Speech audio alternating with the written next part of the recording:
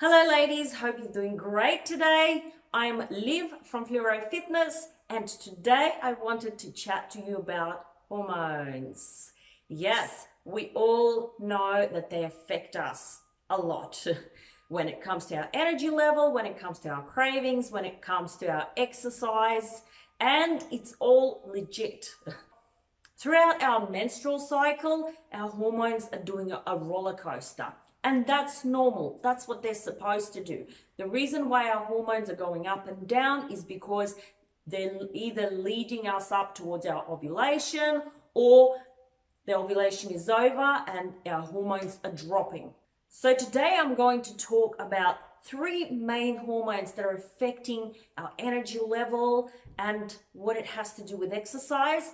And then once I explain how it works, I'm also going to give you some tips on what you can do about that. Take advantage and actually work with your cycle when you're feeling your strongest and the most energetic. So of course, there is a lot of different hormones in our body that affect our day-to-day life and how we feel.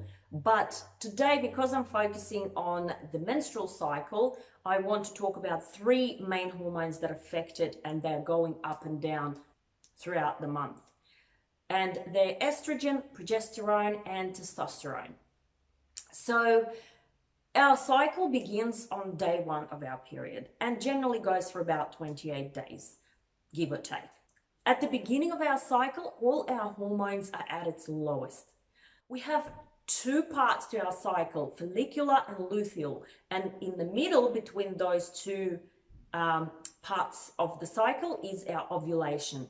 So we start out with low hormones. All three of the hormones are quite low. From day one, day two of our periods, and as we go through our week of periods, our estrogen is starting to raise. The other two, progesterone and testosterone, stay pretty low for that time being.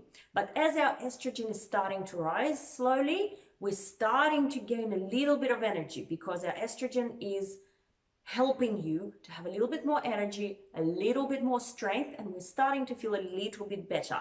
Of course, aside from those first couple of days of the period when you feel really bloated, these are probably going to be a bit tough for you to motivate yourself to work out or to do anything really other than sitting on the couch.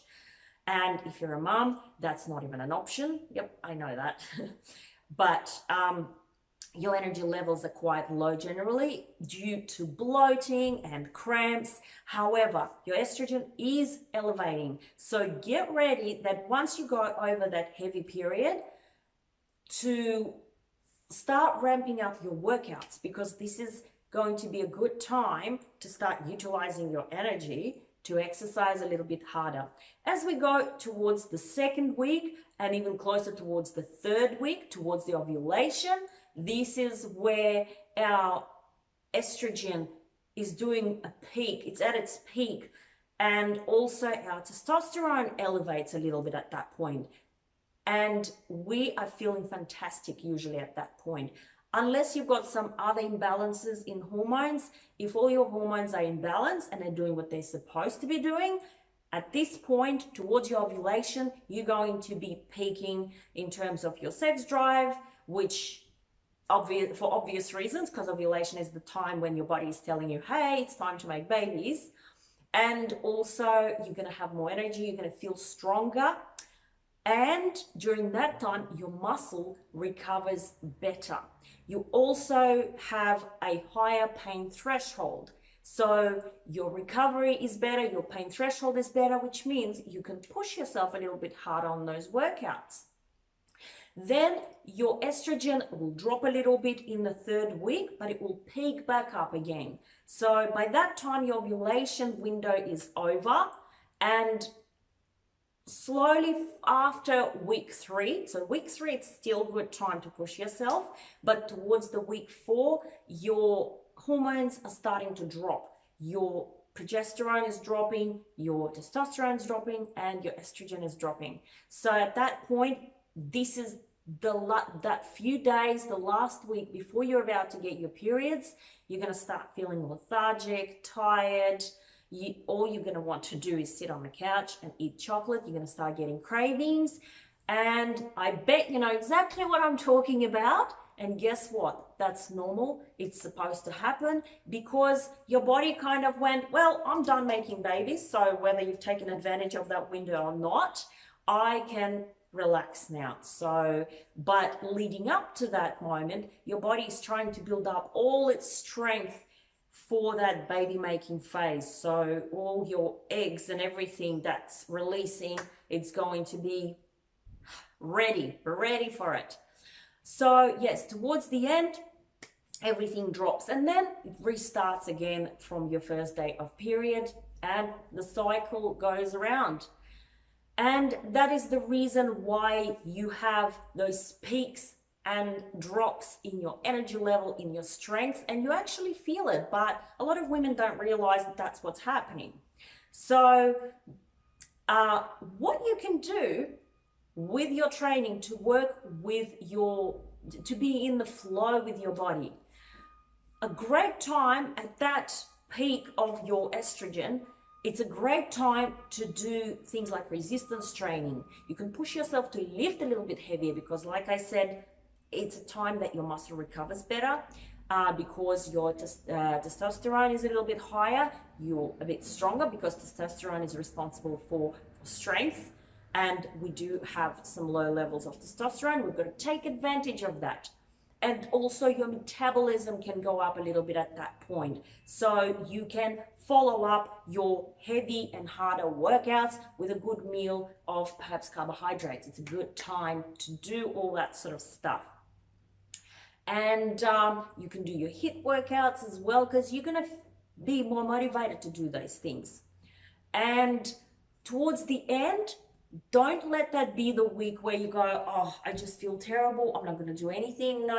That's not an excuse to completely stop working out on that last week when you feel blah. Okay? It's a time for you to slowly wind down in a sense that instead of doing all your heavy lifting or gym workouts or hardcore boot camp style workouts, if that's what you're into, you can do slightly lighter workouts. You can focus a little bit more on going for a really good walk because when you don't feel great from all that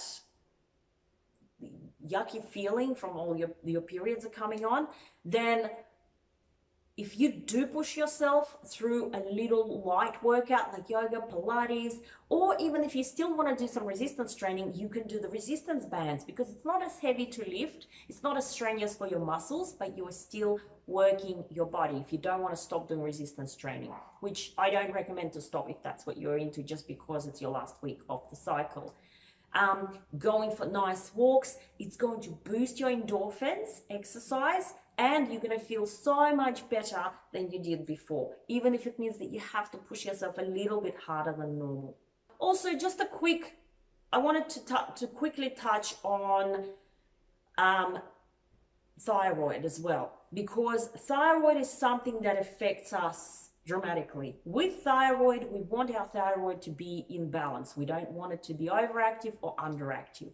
But in terms of energy and energy and motivation towards exercise, if your thyroid is too low, hypoactive, then there's a good chance it will affect your energy levels as well. So if you feel like you're lethargic and tired all the time and you're trying to get that working out happening and you know that you are getting enough sleep, your nutrition is not bad, but for some reason your exercise and working out just absolutely exhausts you, doesn't matter what time of the month you do it, and then it's a good idea to actually check your thyroid because women suffer from thyroid imbalance quite a fair bit. Men do too, but women more so, and it really affects us.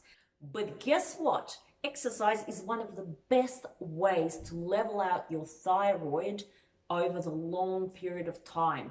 So it's very likely that the doctor might prescribe for you to start getting active if your thyroid is out of whack. What about the diet? beginning of the cycle, once you've gone over that worst couple of first days of your period, the beginning of the cycle is a good time if you're planning on starting a more cleaner eating program or some sort of a diet. Then the beginning of the cycle, sort of like at the end of the first week of your period, is a good time to start, because you're not going to be getting those cravings like you do towards the end of the cycle, and you're going to feel like you can be a bit more in control if you decide that you want to stick to a particular food plan. So yes, I hope this video was helpful for you ladies. Now that you can take this information with you and maybe you can apply it and start working out a little bit more in accordance with your cycle, and you will probably feel a lot better. And also, hopefully that will make you feel a little bit better and be a little bit more okay with feeling the way you feel at the end of that cycle towards your period. Because now you know why you feel that way, because we all feel that way. And please don't forget to share this video with your other girlfriends that you think they might find it useful, because it will help me a lot to help more of you ladies out there. All right, gorgeous ladies, thank you for watching this video. If you are a guy watching this video, now you know if you have a partner, maybe why she's going through mood swings and hormonal ups and downs. It's all legit. We don't make it up. We don't use it as an excuse. We really do feel quite crappy sometimes in some parts of the month. So thank you for watching, and I'll see you in the next video.